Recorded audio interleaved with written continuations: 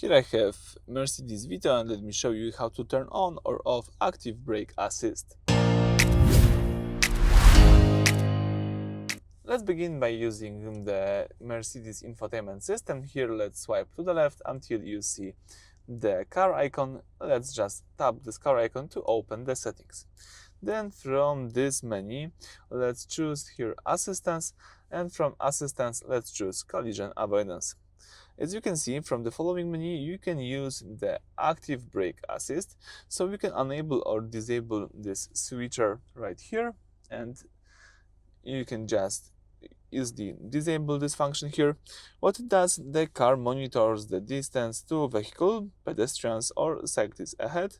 If it detects an imminent collision, it will first give you a visual and audible warning. If you don't react, it can automatically apply brakes to prevent the crash. You can also here use the settings icon, and you can choose here the level of this active brake assist. It could be early, medium or late. I think in my case medium, it's quite enough for me, so I will leave it that way. So that's it for this video. Thank you for watching. Please subscribe to our channel and leave thumbs up.